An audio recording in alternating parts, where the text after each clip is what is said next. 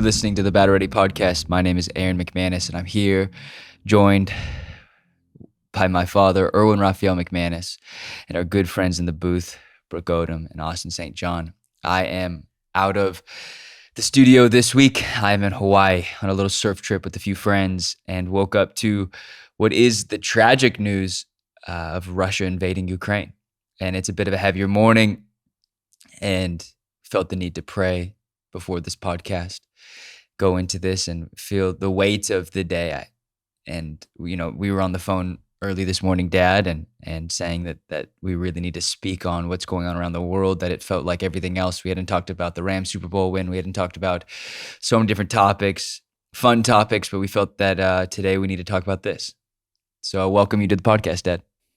It's good to be here with you, and it is a heavy day and a heavy topic that we're going to try to engage in some way, and we do not claim the level of expertise to understand all the implications of international diplomacy and this particular engagement, but we do have thoughts, and I think this is an important conversation to dive into. We want to just really extend our deep affection and concern for the people of Ukraine. And I maybe it's my own optimism, but I believe there are millions of Russian people who do not want war, who do not want to see this escalation. I think that there are millions of people in the Ukraine and millions of people in Russia who are against what's happening in this moment. And we are praying for you. And if you're listening from Ukraine or from the surrounding countries of Moldova and Romania and Crimea and just other regions, and it's just important to remember that just because human suffering is at a distance doesn't mean that we should be indifferent to it. There are people genuinely suffering. There are children and husbands and wives, families that in this moment are fearing for their lives, and just really want to extend our hearts to them and our prayers to them. Our friends, Sasha, Ross, their families are from that region of the world, from Russia, from Moldova. They have great relationships all over that region of the world, and some of them had to rush out of the countries as fast as they could. So here we are, and there's just, I think, so much to unwrap here. And I don't know, Aaron, if you want to just begin by talking to me about some of the friends that reach out to you right away, because that's kind of what even instigated some of the conversations. You have friends who are Ukrainian who started sending out some DMs and letting people know what's going on. Yeah, so have some friends from Ukraine, friends from back in the New York days who are posting on Instagram. I think a lot of people are posting the prayers with Ukraine, praying with Ukraine. But no, my friend is actually from Ukraine. Her family is back in I think in Romania and in Ukraine, and her grandmother and aunts are still in the city outside of Kiev. They're trying to evacuate. They said they were unable to escape, that they actually instead are going into subway systems, I guess using as bomb shelter. I'm not sure, or maybe they're using the subways to get outside the city. I'm not entirely sure, but they were on the phone when the bombings were happening and basically had to jump off the phone to finish packing to try to get out of the city, and they were unable to get out of the city. But I just responded to their Instagram story saying, we're praying with you, praying for you and with you, and anything you need, please let us know. I'm not sure how we can help, but and kind of shared, they would know we have a podcast, reached out to our friends, Ross and Sasha, and Sasha is on a plane. Ross is in Moldova, and just asking, what's going on? What are you hearing? They said they were driving to the borders to pick up family. They said hundreds, if not thousands, are trying to escape across the borders immediately. From the looks of the photos that I've seen, that it seems thousands and the tens of thousands are trying to get out of the city of Kiev. I mean, Kiev is 2.9 million. The country is 43 million, I want to say. We're not talking about a small city. This is a major city in Europe, and In a major nation in and a major on the nation. world scale. Yeah. This is and it's a big deal. And so we were going to sleep last night. Obviously, it's weird to be on island time because everything is so far behind.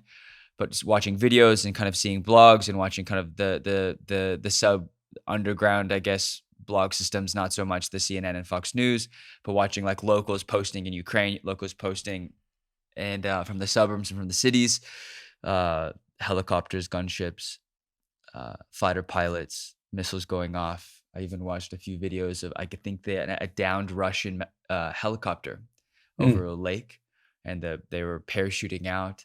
And it just seems like it's a disaster, right? And this is an act of war, and this should not be tolerated by anyone. Yeah, and I think just for context, I'm old enough to remember the former Soviet Union, and in fact, the Soviet Union was what I knew most of my life, and the collapse of the Soviet Union. I remember when Gorbachev emerged, and then Yeltsin, and around 1990, 1991, you found the Soviet Union becoming 15 different nations, and Russia was one of those 15, and Ukraine was one of those 15 nations. And so if you look backwards, you realize that the Russian, at least political mindset, is that the Soviet Union belongs together. And so we should sort of, as a backdrop, realize that for Putin, because he really is reversing the direction of Gorbachev and reversing the direction of Yeltsin, moving Russia toward a democracy, is trying to reestablish that empire. And Ukraine is a significant, probably the most significant nation that broke off from the Soviet Union that that the Russians want to recapture. You know, I do want to just go back. I don't know why, but I just find this to be so interesting, and in terms of the way we address and grapple with foreign policy as a nation. I mean, we are in 2022 talking about Russia as perhaps the most significant international policy threat to the United States of America and to the free world. And I still remember in the debate between candidates Barack Obama and Mitt Romney that the question was asked, what is the singular most important threat to the free world in the United States? And Mitt Romney said, Russia. And I remember President Obama's response before he was President Obama. He said, Mitt, the 1980s want their foreign policy back. And everyone laughed. And a part of what I realize is that even people that are at the highest level of political power and leadership and access to data information, they're just so oftentimes simply wrong. At that time, before he was president, Barack Obama could not imagine Russia ever being a significant player in this global conversation we're having about freedom. Yeah. And I wish he had been right. That's the thing, is I wish he had been right. But the 1980s foreign policy is now the 2022 foreign policy. Is who could have imagined this? And what we have to realize is that political systems are driven by cultures. And if those cultures don't change, the political structures will re-emerge again. And, and so we're not watching something new. This is Russia's posture historically. And Putin is closer to Stalin than he is to Yeltsin or Gorbachev. And I just want to say, just from one moment, the two former presidents of Russia. We need to realize that as an American, the fact that 300 years into this thing, we still have a nation that heralds freedom and democracy, with all the conflicts we have and all the crises we're in and all the debate that we must have about what the future of our nation looks like. A democracy is a very rare thing. Having a nation where people are actually free is the historical anomaly. See, what Putin is doing is the historic norm. What we in this country have experienced is the historic anomaly. And I think that this is just a reminder, you cannot take freedom and democracy for granted. And, and just like going, backwards, like some of the questions about whether we should be involved as a nation in Ukraine. And, those are big questions. Those are questions that are so big that people who study this every day disagree. Meaning there are political leaders who are saying we should be militarily involved in ensuring that Ukraine is not conquered, taken over by Russia. And there are people who are just as informed and knowledgeable are saying we should never be involved in this engagement. And so I don't know if there's a right or wrong in terms of a political position. What I do know is that there are certain cultures and that create forms of government that if they expand across the world is not going to get better. The world is going to get worse. And what I started thinking back how in the 1920s, in our universities, we were teaching in our sociology courses the concept of cultural relativism. And this is not a new idea. This was all the way back at the turn of the century, where we were teaching that all cultures were inherently equal, that all cultures were inherently the same. And so a part of what caused the United States to hesitate in engaging Germany with Hitler was this philosophical idealism that said, hey, we should never be involved or intrude ourselves in other cultures because all cultures are the same. They're just different. It's almost like the prime directive from Star Trek. You're not supposed to be involving yourself in other species advancement and development. And the truth is we had to reconcile, and this is not PC at all. There are cultures that are inherently more evil than others. There are... No, not more evil. This is not a grading scale. The culture that Russia is pushing, and there is only one correct political version of this. The leaders of Russia are evil. That Vladimir Putin's behavior in this directive of invading Ukraine, they did not pick a fight, right? They have been unlawfully invaded by their former dictator. This should not happen. Yes, I agree with you 100%. This is not a question. This is not the grade of evil. There are more evil. They are evil and they must be destroyed. And not they as all of Russia. Russia needs to be freed. The thing that blows my mind is that Putin has twisted this, right? Like the thing we were talking about this morning is that the way that Putin phrases this is I don't want to say is genius. It's evil, right? It's evil. It is like evil genius status. I'm freeing Ukraine from what is his last name? From oppression. Yeah, he's using a language of, I'm going in and I'm a peacekeeper. I'm freeing the Ukrainian people. I'm stopping the inhumanities that are happening in Ukraine. He completely flips the narrative and creates a narrative where he's the good guy, and that's what's terrifying. So there's no grade in this. This is evil. Yes, but what I was I'm leading to that conclusion. I was just going to get there a little slower. No, I'm ready to go. Because you had 3 stories and 2 metaphors to explain the conclusion. Yes, because it sounds so enlightened to say, hey, all cultures are the same. They're just different. But the truth is all cultures are not the same. When the Mayans cut open people and pulled out their hearts while they're still alive to offer them to the gods, that was evil.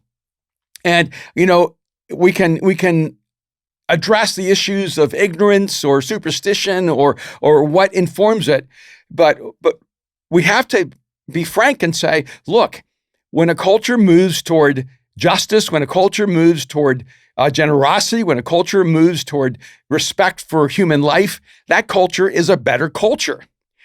And when a culture moves toward devaluing human life, toward oppression, toward violence, toward war, we have to acknowledge the fact that that culture is an evil culture. It's a more destructive culture, and there are grades of this. And it should not be tolerated. You have to be careful when you use a phrase like "they must be destroyed." That statement can be taken out of context. Putin has got to go.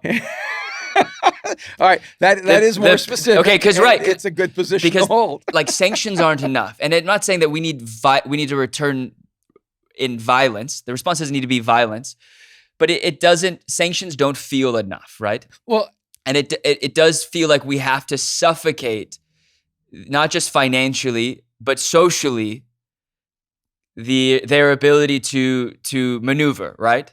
Like Biden coming out and saying we're freezing all of the banks. It's $1.5 trillion in Russian banks that are operating in the UK and in the US that they freeze and seize and that they're not letting. But like, let's be real. When we hold economic sanctions to, I guess, financially suffocate Russia, the reality is that half of Europe needs Russia because of gas, right? Gas and oil, and that affects us. So is there anything we can actually do to deter their behavior? Yeah, because it's easy to critique political leaders when they're dealing with much more complicated issues than we have to. All right. So remember, Russia has the second most powerful nuclear arsenal in the world behind us. So we don't want a nuclear war. So you have to always bring that to the table and go, hey, we can't make decisions that's going to cause this world to have this nuclear conflict. And so you have to realize that's a part of what has to always be mitigated in any decision. And then you have this other side of it is that if we don't do anything, evil never has a limit. And that's what we need to understand. Is that when we go, oh, maybe if we let Putin take the Ukraine, it'll be enough. No. The moment we let Putin take the Ukraine easily, you need to be ready for China taking Taiwan. And then you need to be ready for Putin going after the rest of what was the former Eastern Bloc. And because evil knows no limit. Evil moves quickly. It does, right? And that's the challenge, is that evil doesn't wait for permission and good usually does. And so it's almost an offset of action and reaction when actually good needs to react better. And I even look back and I go, a month ago, I think it was President Biden, and I'm going to be super respectful because I'm going to be respectful of whoever's in office. And President Biden took military engagement off the table, which I think emboldened Putin. So I look at a combination of things. One, Biden says publicly, we're not going to engage militarily. That emboldens Putin. Biden removes all of our military presence out of Ukraine. It's almost like, hey, we know you're not going to attack, but we're going to get out of the way so that when you attack, it's not engaging us. And then on top of that, you have China saying to Russia, hey, don't worry. Whatever sanctions the Western world imposes, we're going to cover the losses. It's like a gambler who has a secret billionaire covering all their losses, and so they can gamble without risk. And I remember a story, and I know sometimes you think my metaphors are too long, but no, it's fun. But you only get one right now. All right, you only get one. There was a rattlesnake, that was told it could no longer strike because all the venom was taken from it. And because all the venom was taken from it, it was beaten and beaten and beaten and beaten by all the other predators around. And when the agent that took the poison away saw the rattlesnake says, I can't defend myself because you took away my poison. And then the person said, I never told you to stop rattling. And what people are afraid of when you know a rattlesnake is the rattle more than the bite. And the moment you say, hey, we're not going to do anything, you've cut off the rattle. And so now the person who doesn't rattle but just bites, you see, Putin doesn't rattle, he just bites. I mean, think of the contrast. We say, hey, we're not going to do anything, but you shouldn't do this. And then he says, hey, I'm just bringing a peacekeeping group. I'm just going to bring hundreds of thousands of soldiers to take over the whole country. And Putin's language, we don't have to have war. Just drop your weapons. And I'm going, frankly, I don't know. Maybe I won't be visiting Russia anytime soon, but this is the language of like a perfect sociopath, where everything you say is a picture of how noble you are.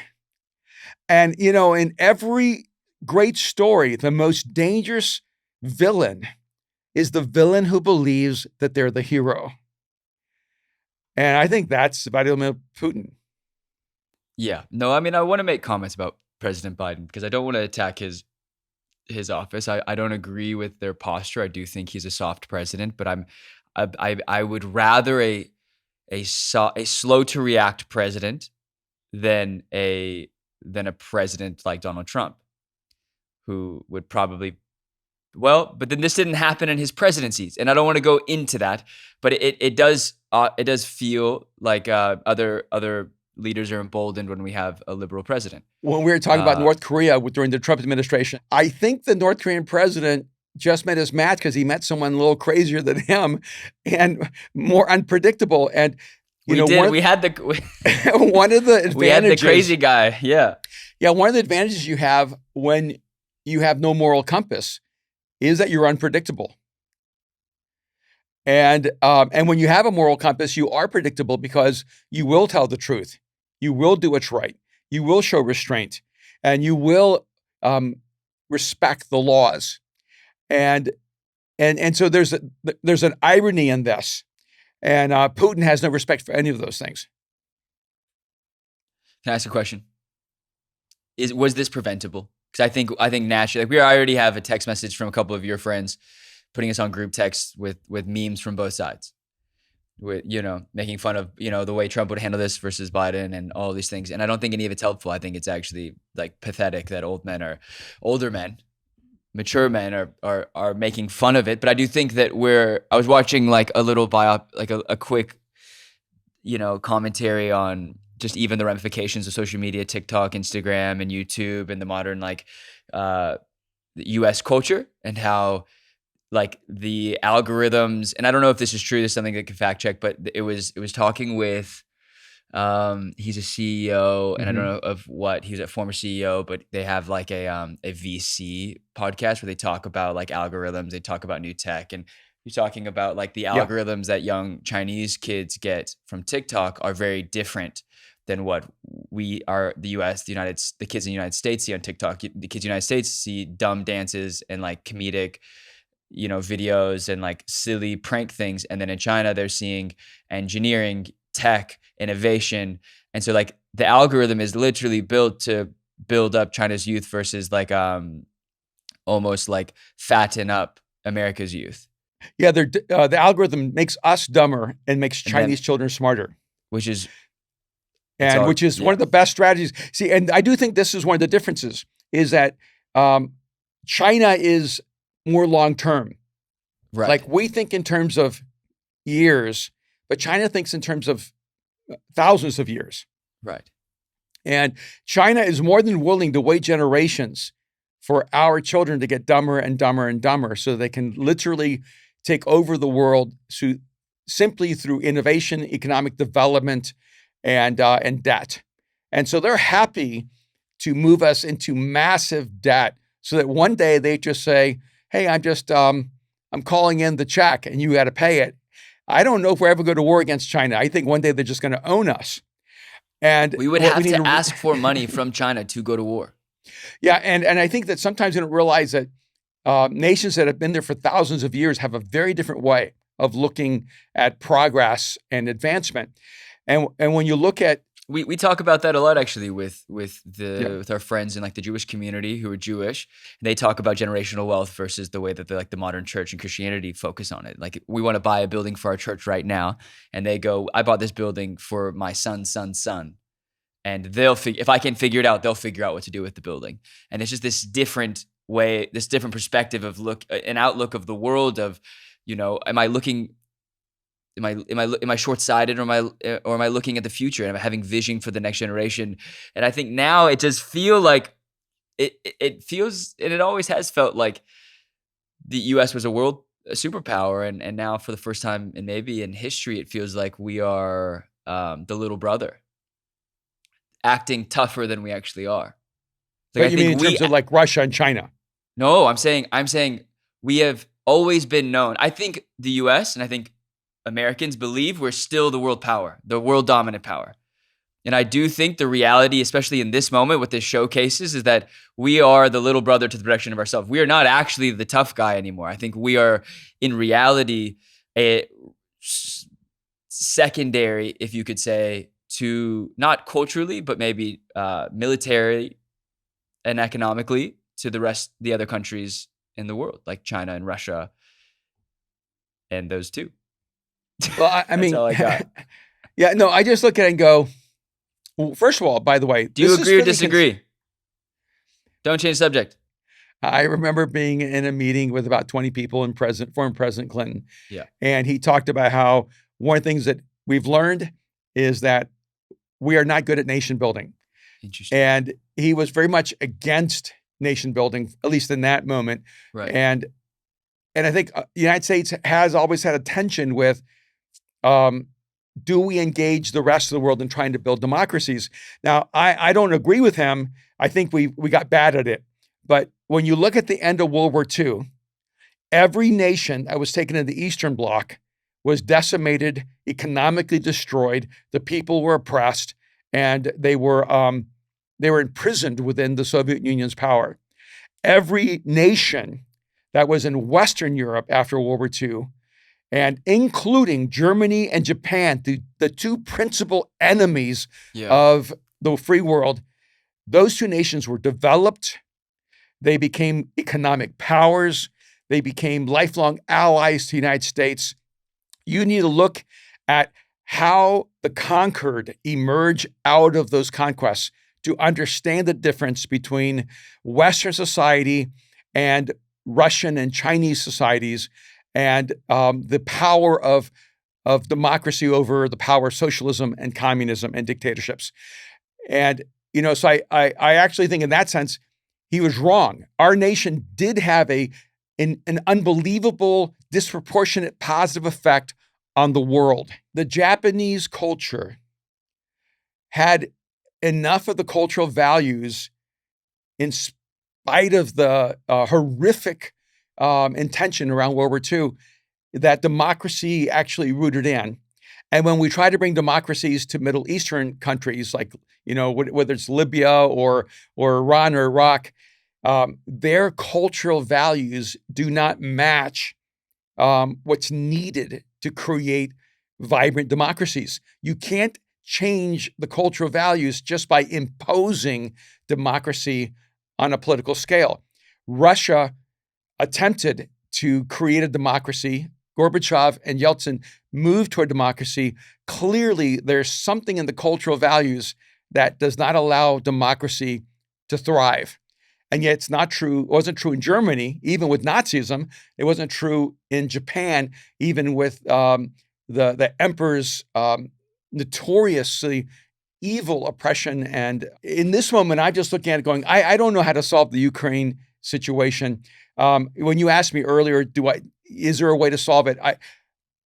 Probably, if we had been more proactive in creating an established democracy in Ukraine and helping them establish their own independence, that would have at least mitigated what's happening now. If we had taken the Russian advancement seriously earlier and realized that what they were doing was exactly what we saw, and I think we pretended it wasn't. I think today, is this right, Aaron? You and Brooks saw President Biden's address. He was basically saying, hey, we're going to try some sanctions, and a month from now we'll know whether they work. A month from now, Ukraine may not exist. No, Ukraine will be a part of Russia in 2 days' time if we don't act. I do think that the Ukrainian people value their freedom, and I think they're going to fight. And they can fight, but it's 40 million. It's going to be not enough. It's going to be challenging. And on a bigger issue, isn't it odd with all the advancements in human evolution, technology, uh, education, that we still are a species of war? We can't go a decade without some significant engagement of war. And, for anyone who doesn't think that there's something wrong with the human condition and who doesn't understand why there needs to be some aspect of redemption, of transformation of the human spirit, you need to step back and look at this macro moment and realize there's something broken in the human spirit where we value territory over human life. We will kill people to own land.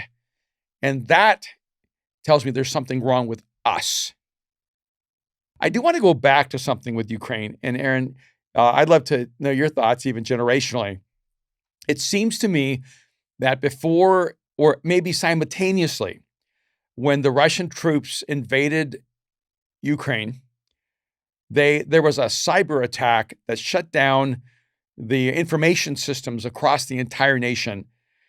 And that, for me, I don't know, maybe we're not talking enough about that. That's more disconcerting because that tells me that Russia has been practicing information warfare or virtual reality warfare to shut down systems, and they could easily do that to us and into any nation of the world.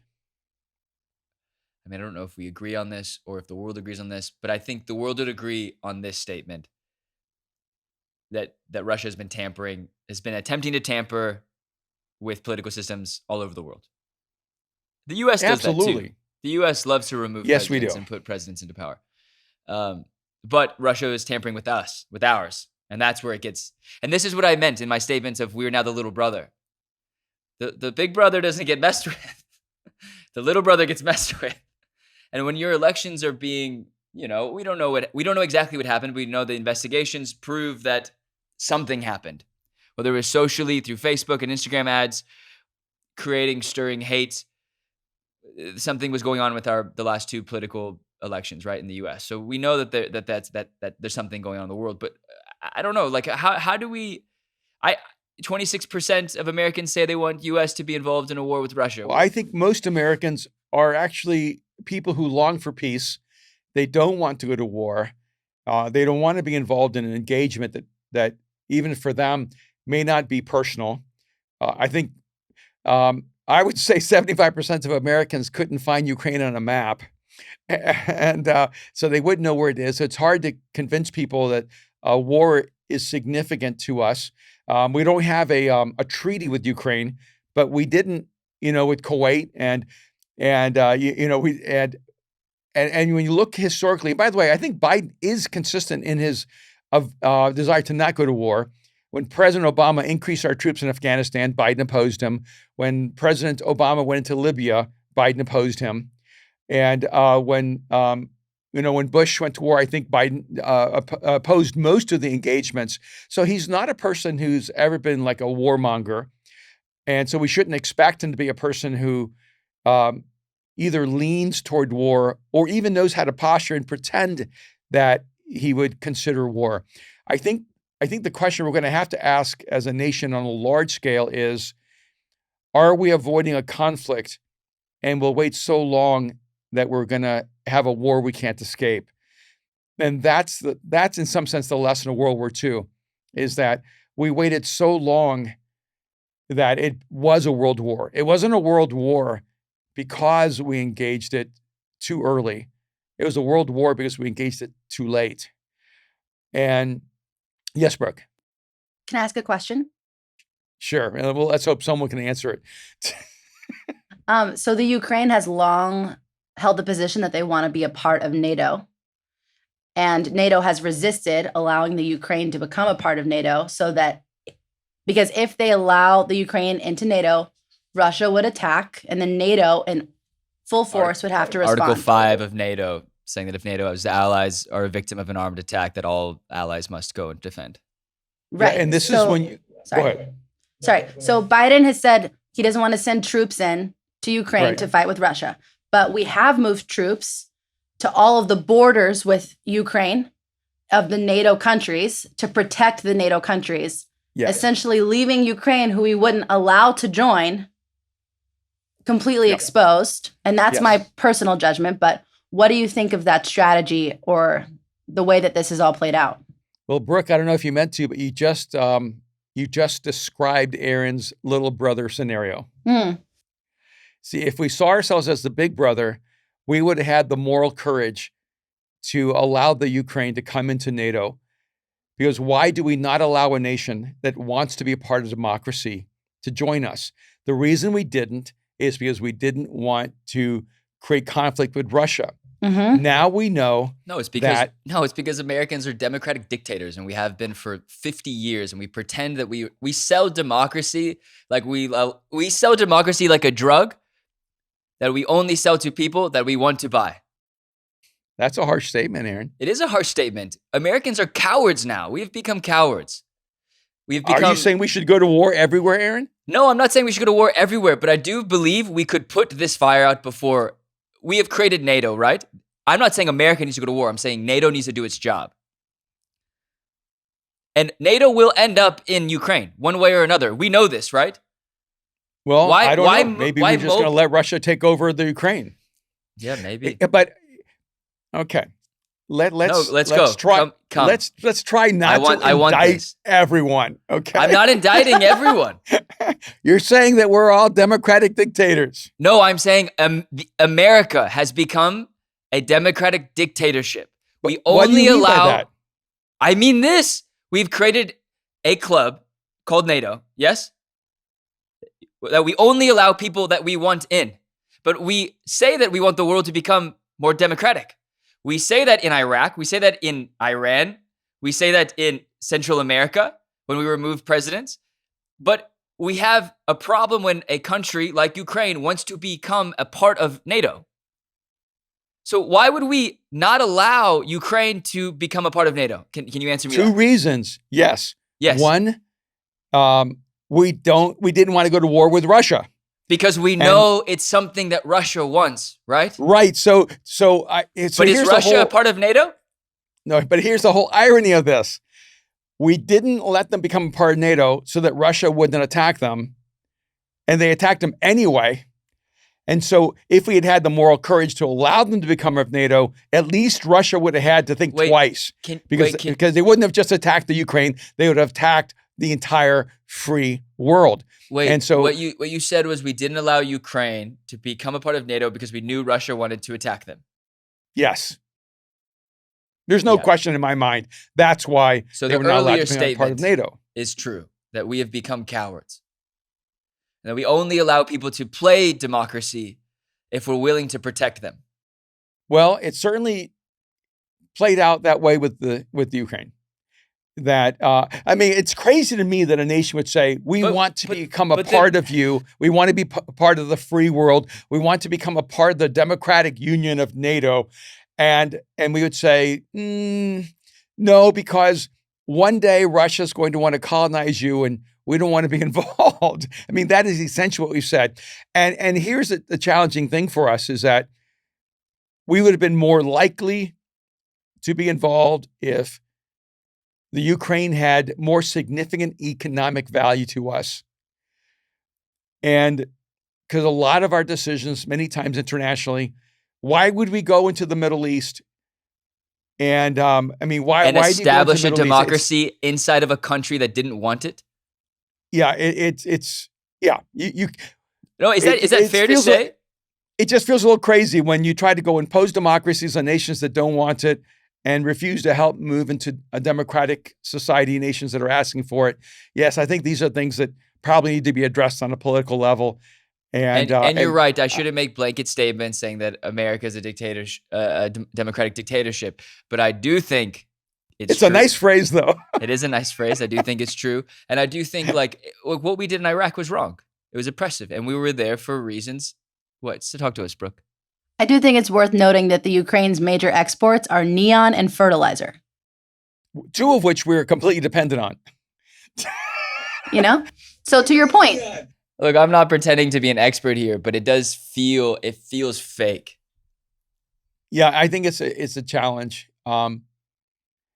So if I could just say this on a proactive level on the flip side, I've always felt like if we want to fix things like the massive immigration problem in the United States, if we want to fix things like the crime that we feel is coming across from Central America to the U.S., well, actually that has come into the U.S., we should be helping Latin American countries move toward healthy democracies with really strong capitalistic energies of entrepreneurship and business development.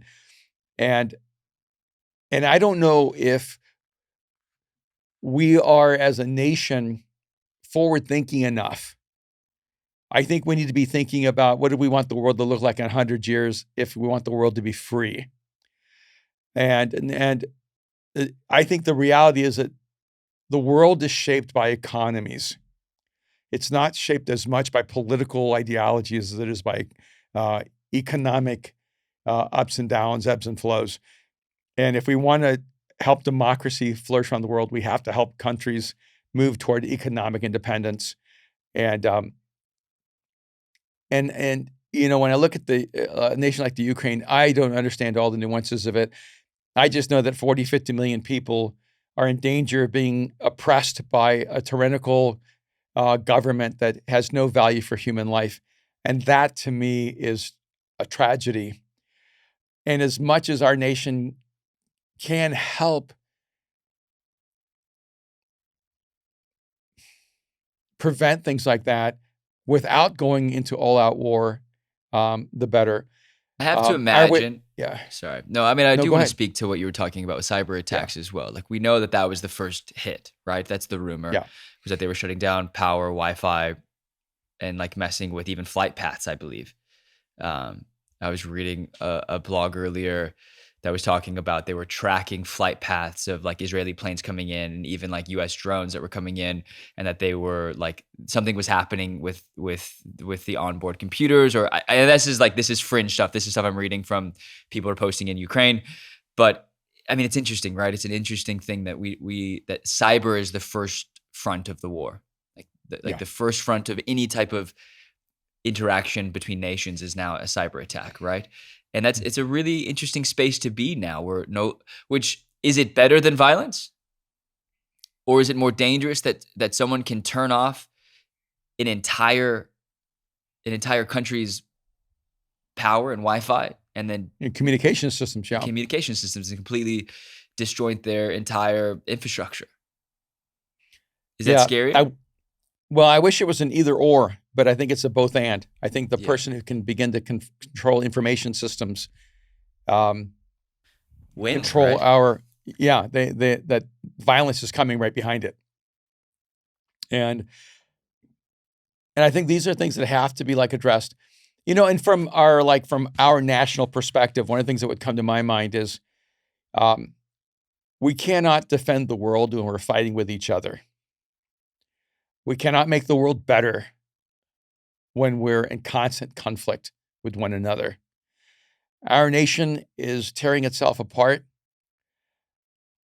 We are devaluing the progress this nation has made on a historical landscape toward freedom, liberty, and the respect of the individual by highlighting everywhere where we've done things wrong. And I just want to be really clear. When I hear people in the news media compare our struggles with China or compare our injustices with Russia, you don't deserve the microphone you've been given, because there's no comparable comparison between the two.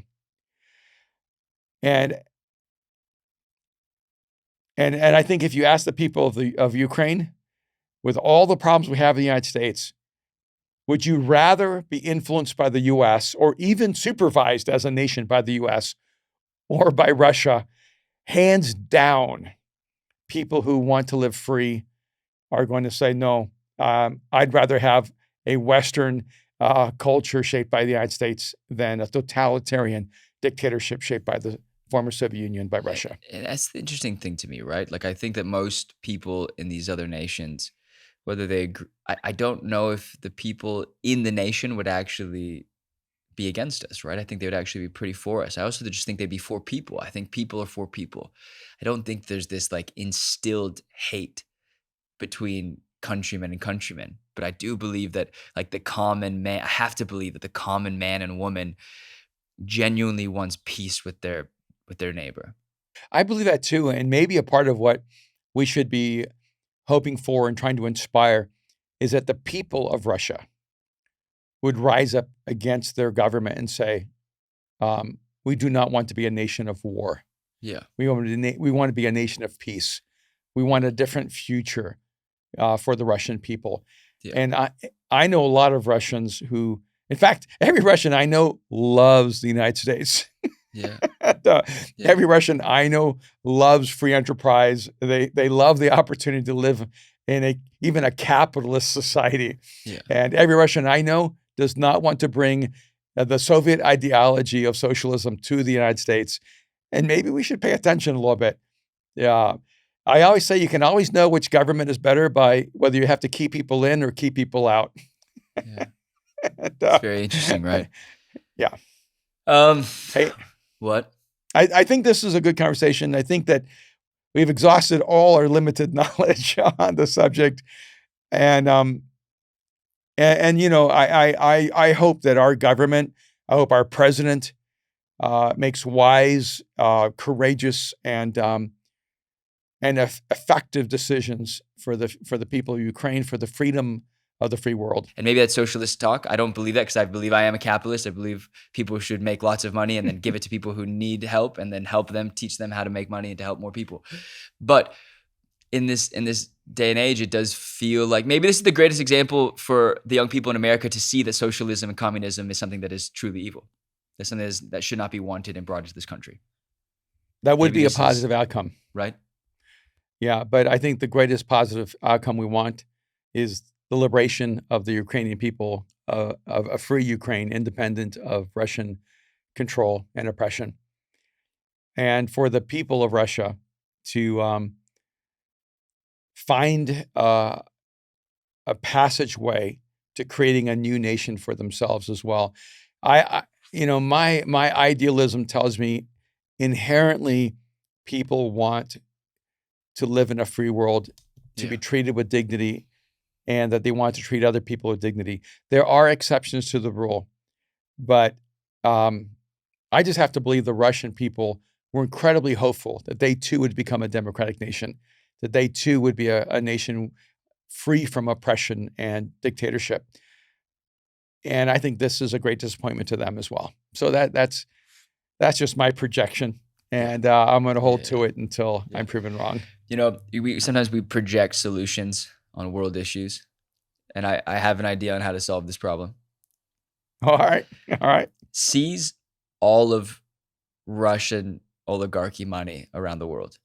Take their Lambos, take their Ferraris, turn off their jets, turn off their yachts, burn them to the ground. Take their houses, take out their maids and their servants, and see how quickly Russians run back to Russia. When you say take them out, take them out. I'm saying, what do you mean take them out? I'm saying take them, like remove, like take away their ability to have a lifestyle in an oligarchy. Sorry, I've watched way too much John Wick. Not take them out like assassins, Dad. I'm saying cut off their ability to spend the money that they so dearly love. Yeah, it is interesting that in nations that promote socialism like Russia, the powerful are insanely rich. And so that's how you know an ideology isn't authentic, because the people who are in power do not live out the ideology that they promote to the rest of society. Yeah, and our prayers with everyone in the Ukraine and Eastern Europe, all over Europe, and in Russia. We're going to end this episode now. Thank you, Dad, for your wisdom. Thank you for listening to this podcast. I hope it was somewhat helpful. I'm not sure if I was helpful, but I'm grateful that you listen. Thank you so much. And check out our other podcasts. Rate and review this podcast. You can, rate and review it on Spotify, You can like, comment, subscribe on YouTube, and you can rate and review on Apple Podcast. Check it out. We will see you guys soon next week, Friday. Bye. All right. Have a great week.